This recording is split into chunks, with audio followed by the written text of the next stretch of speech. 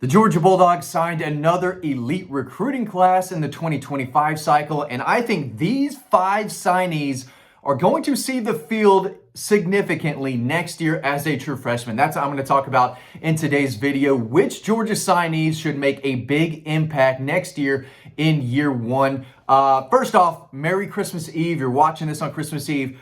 My hair's all over the place. I apologize, right? I've got gifts I've got to wrap. I got to make this video. I got to start cooking, right? It's your boys' turn to cook this year for the family. So a lot going on, but I wanted to jump on here and talk about these 5 players because I think there's a lot of opportunity for these specific prospects to make a big impact next year. We're going to start at wide receiver because the opportunity is there. No Ra Thomas, obviously. I don't think Colby Young is going to be around next year. Dylan Bell could return. I think Dom Lovett is out of eligibility, but who knows? I mean, they're just handing out extra years to players left and right. But at the end of the day, they need some game changers. They need some go-to killer wide receivers who could score on any particular play and bring another added dimension to Georgia's offense, and Talon Taylor is that guy. I think he is special. That's the high 4-star, low 5-star, depending on the outlet. He's out of Chicago.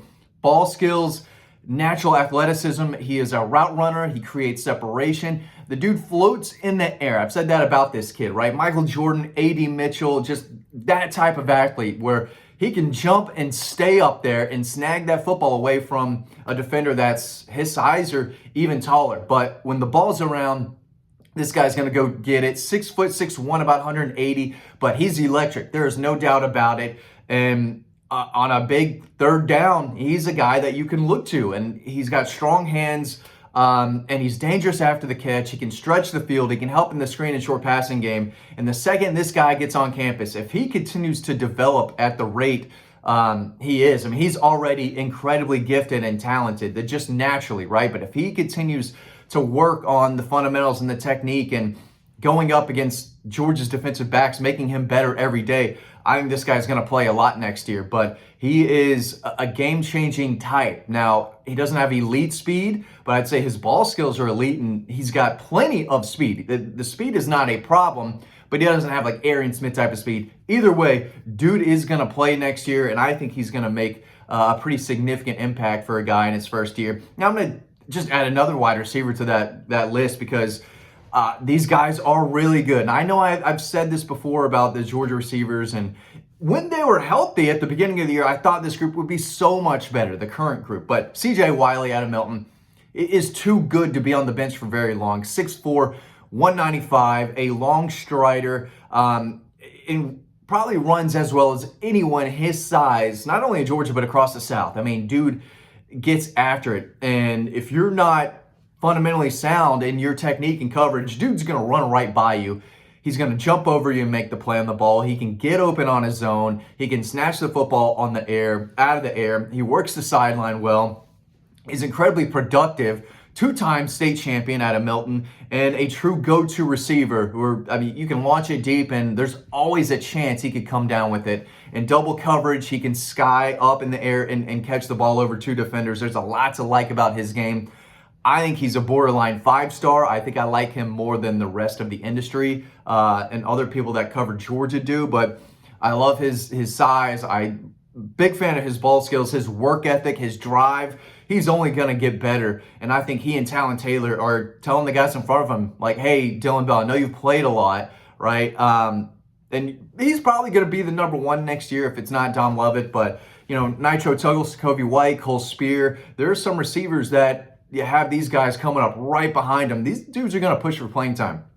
Now, let's talk about defense real quick. Of course, Elijah Griffin, I think is going to be a guy that they would like to see play a lot. He is a game changer right now. Easy 5-star. I still like Justice Terry a little bit better, but you're splitting hairs. Both of these guys are incredibly talented, 2 of the best players in the country. And, you know, the defensive line you're going to see a lot of young names next year. I think it could be the possible third-year breakout year for a guy like Jordan Hall, but Jordan Thomas was a freshman this year that flashed. I think he had a big play at the end of the Tennessee Tech game, week 2. Nasir Johnson out of Dublin, really athletic defensive lineman at 300 pounds. Nnamdi Agboko is a former 3-star Jordan Davis type. He's like 340, 350, just a giant man in the middle, just a space eater. I think if he continues to develop, he might see more playing time in year 2.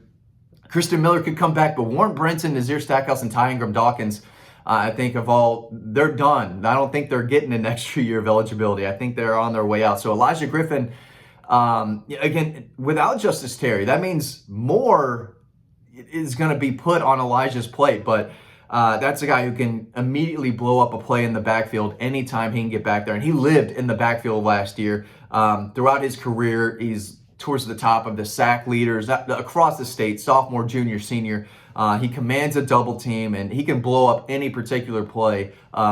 If there's just one guy in front of him, he's got a swim move. He plays with good leverage. He can win just with brute strength, right? And he gets after it. He gives max effort, so he's a guy who does a lot for you. He can occasionally disappear in games. I've had guys tell me they went to go watch him play live and just didn't make a ton of plays, but the consistency, I guess, could be there. But he's a guy, if the others in front of him don't start to really turn it on, Elijah Griffin is going to play a lot next year, and I think they would love that because the more he plays, the better he's going to get. And he has an incredibly high ceiling. He's only going to get better. Eventually, I think he's going to be a multi-year starter and make a massive, massive impact. But I do think we'll see a decent bit of him next year. He might not be freshman All-American type. It still might take him a couple years to turn into, one of the best we see in the SEC. But I think he's got that potential, and I do think we'll see a decent bit of him next year. But still a few guys in front of him, but he's going to push him. There's no doubt about it. Staying on the defensive line, Isaiah Gibson off the edge, 7-foot wingspan. He's the 5-star from Warner Robins. When you watch him play, he immediately stands out. Size, burst off the line. He's explosive, and he can just swallow up a running back and just sling them backwards. He's a quarterback's worst nightmare. Again, he's fundamentally sound. He works hard. There's a reason he was the #1 edge defender in the country. 6'5", 6'5 and a half, 265, 270. Big kid who moves extremely well. They do have Damon Wilson coming back for a 3rd year. They've got Gabe Harris coming back for a 3rd year. Quintavious Johnson was a freshman this year. He played out of Mays. Really impressive. He was a 3-star they signed in the 24 cycle, but he's really good. I think he'll be able to see more playing time, but Chaz Chambliss gone, Sam Mpemba transferred. So on the edge there's a reason they brought in 3 of the very best in the country. It's because they need those guys to play and learn and get on the field. And Isaiah Gibson is the best of the best. Darren Ikenagbin is a high 4-star from New Jersey that I think the staff looks at and says that could be our next Michael Williams with his length. And he's about 6'5", 260.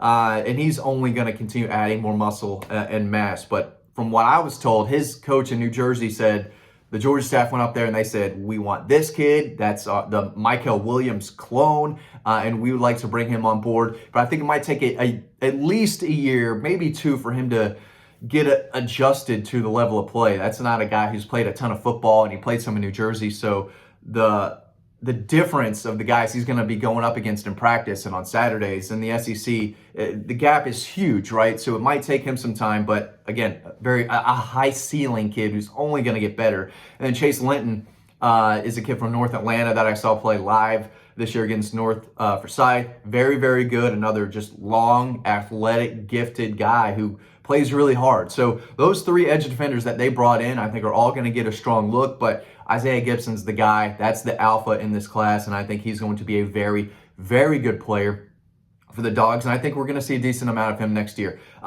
In the secondary, Todd Robinson is the guy to know. He's a 4-star athlete out of Valdosta. I saw him play in the playoffs against Walton. He was a quarterback. He threw 5 touchdown passes.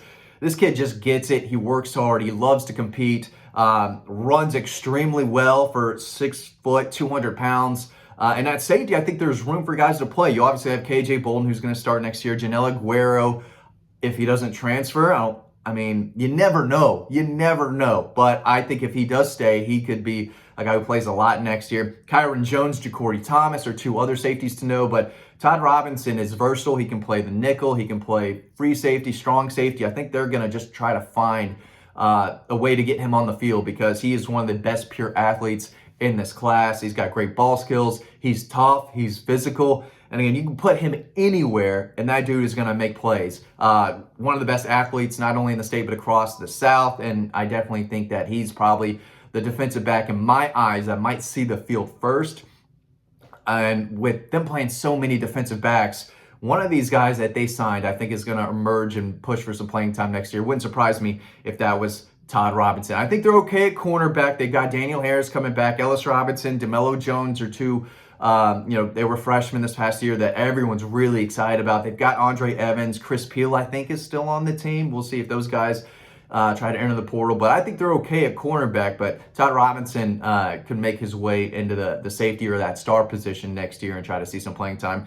And I'd still go back to the wide receivers. Thomas Blackshear, Landon Rolden. Those guys have an opportunity to really open some eyes and possibly see some playing time. But I love Talon Taylor, C.J. Wiley, what they bring to the table, Elijah Griffin on the defensive line, Isaiah Gibson on the edge, Todd Robinson in the secondary. Those are 5 guys that I have my eye on who I think could play a decent bit and make a significant impact next year as a freshman. Thank you. Hope you learned something. Merry Christmas to all of you. Sorry about the hair. Thank you for watching. I really appreciate it, and I'll see you over on the website.